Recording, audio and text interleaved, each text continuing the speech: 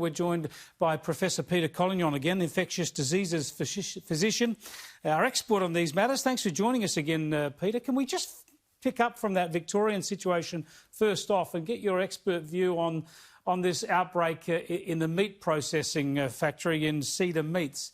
Should we be additionally concerned because there's an outbreak in a food processing centre, or is that not a great factor here to add to our concerns? No, I don't think it's a great factor because it's a food processing centre.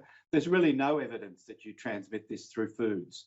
And particularly if you cook it anyway, the virus will be killed.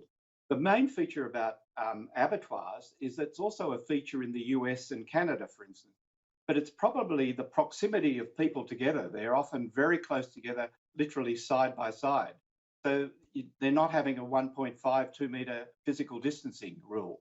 So I think what it shows is if that is a factor in this abattoir, like it is in overseas, we're going to have to work out how to change our work practices that we keep the physical distancing, because we know this virus is principally spread by droplets. So it means the further you can keep people away, the better, but at least 1.5 metres. And we know hand hygiene frequently is a big issue as well because of touching surfaces and getting it from surfaces that people cough and sneeze on. So they're the main things we have to attack, not only in the workplace, but as we reopen restaurants or other features as well. It's the physical distancing and how we best do that that's most important. Yeah, just casting forward to Friday, and we are going to get some national relaxation of the measures. We know that. It's likely to vary between the states, but given where we are at suppressing the infections, how far would you like to see us go? Would it be too soon to even look at restaurants and pubs with some new procedures in place? We've heard about 4 square metres and additional hygiene and limiting numbers. Is it too early to go down that path, or should we be trying that now? Well, I think we have quite good evidence that basically if you do the precautions for droplets and keep the distance, you can actually do these things reasonably safely. I mean, the 2 big outbreaks we have in Australia is one in a nursing home and the other in abattoir. Otherwise, community transmission is either zero or very low. So, yes, I think this is the time we can start looking at that. We don't know the right answer, but if we can have, for instance, tables of 2 or 4, but more outside than inside, kept 2 metres away from others, then you think you could do it. And the same for funerals, for instance. If you've got a big church and you can keep family groups more than 2 metres apart, you'd think we can actually do this reasonably safely, given Australia has so little community transmission at the moment. And the only other point I'd make, if you look at New Zealand and Victoria, the states or countries that have gone the hardest with lockdowns, there's not really evidence that they've done better than the states that haven't gone quite that far. None of us know the right answer, but we do know the harsher you go with the lockdowns, the more economic and livelihood effects that have. And we've got to make sure that there is evidence that is doing more benefit from an infection point of view compared to being a little bit looser, like, for instance, South Australia. And so far, I can't see the evidence that the really strict lockdowns, if you've got low transmission in the community like Australia has, makes a lot of difference, but does cause probably a lot more harm in livelihoods economically and socially. That's such an important point, Peter. I just want to explore that because it's this cost versus benefit equation that has to be weighed up. And when I say costs and benefits, they're not just financial, they're social and they're societal as well. And there's a lot of arguments suggesting because we've suppressed the infection so well, now we've got to keep everything, all the brakes on. But the point is that we can free it up under this controlled environment. We should be erring towards freeing it up as much as we can to save people's lives and livelihoods.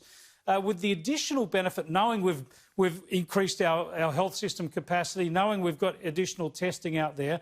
But I would have thought, importantly, knowing that the community information and buy-in is so strong. So if we needed to retreat, clamp back and get back into these social distancing rules again, we could do that quite quickly with huge community buy-in. Well, I think we can, because all the data I've seen, everything from toll roads to telephone calls, etc., and Facebook interactions, says that Australians in general are doing the right thing. They get it. They know this is transmitted by droplets and hands and are doing the right thing. So, yes, what we need to do is people not to relax those too much unless we've got evidence that you can. But Australia is different to New York. New York, probably quite appropriate to be in a lockdown because they've got uncontrolled community transmission and they've had it for a couple of months. But that's not the Australian situation. nor is it in Korea. Korea is not in total lockdown. They've got still low numbers of cases. They're in winter, so much more of a risk than us, yet they've actually managed to keep society functioning reasonably, to a reasonable normal level without having to complete lockdowns. Even Singapore, which is put as an example how, it isn't right, well, nearly all their transmission is in crowded hostels where migrant workers are. In the community itself, between people who, have got their own homes and not living in crowded situations, there's still not a lot of community transmission. So there's a lot of things we can do short of total lockdown that make infection rates really low, but without crippling society, the economy, and us socially and mentally. And a very important point on that is when you look at the graph, the curve of new infections in Australia, and you see that the peak of infections occurred around the time of that weekend when we shut down all the pubs and restaurants. Now, I think you've pointed out in the past that proves that we'd actually turn the corner, given incubation periods, we'd actually turn the corner before those measures came in place. They may well have helped accelerate the downturn. We're seeing it here, but that peak is, that we see on the graph around the weekend of the 26th of March is when we brought these measures in place. Obviously, the previous social distancing measures had already started to kick in because 7 days, 10 days later, we were heading down. Well, I think that's true. I mean, whatever we do, we're not going to see an effect for 5 days. Now, unravelling this is very difficult, and I think we've got to be a bit careful. But, again, it actually shows we probably can do things. And the modelling that was released by the federal government, they talk about an effective R number, which in other words, does 10 people give it to 12 people to 18 where you get an epidemic, or do 10 people give it to 2 people to 1 person, etc. It looks like we had in Australia an R value of not much above 1, even actually early March. And it definitely dropped in most states well and truly by the 15th to the 28th of March. So most of the effect is probably what we were doing all as a group, physically distancing ourselves, keeping our numbers of people we had contact with at much lower levels than normal, and hand hygiene, cleaning surfaces, etc. That seems to be very effective, as judged also by the numbers of influenza cases we've had, common cold virus, etc. Yeah. They've also dropped, and we know they get transmitted the same way as COVID does. The stuff you're telling our audiences about and telling me about in late January, I'll add. 2 difficult questions to finish on for you, Peter. One is the whole controversy about the likely origins of the virus. Is there any evidence in the public sphere that leads you to believe we're more likely out of a wet market or a laboratory, or do you just have no visibility on that? Well, I think the honest answer is we don't know. I mean, it's still very likely this came from China and came from the Wuhan area. I think probably maybe even earlier than we now think, because in France, there's been a good case documented there of somebody with no contact with China who had it in late December. And I think, therefore, it's been circulating in France and probably America since at least December, but definitely since January, very widespread. And if it was there then, it makes you think it was even earlier in Wuhan, maybe even September or October. Now, whether it escaped from a laboratory or escaped from a bat to people or a wet market, I think the honest answer is we don't know. And we'll have to look at all those possibilities as time goes on, although it may be impossible to ever unravel that issue.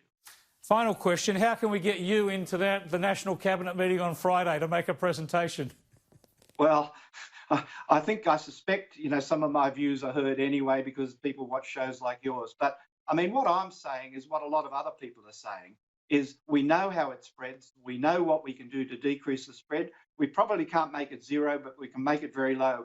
And the other thing that's very important is if people are sick at all, don't go to work. Because if you look at these clusters, most of them have been people soldiering on with mild symptoms and then spread it to others. So we need to really change this soldiering on attitude, and at least over the next 6 months, just don't go to work, don't use public transport if you've got any respiratory symptoms at all. While people may be asymptomatic and spread this, at least 80% is spread by people who have symptoms.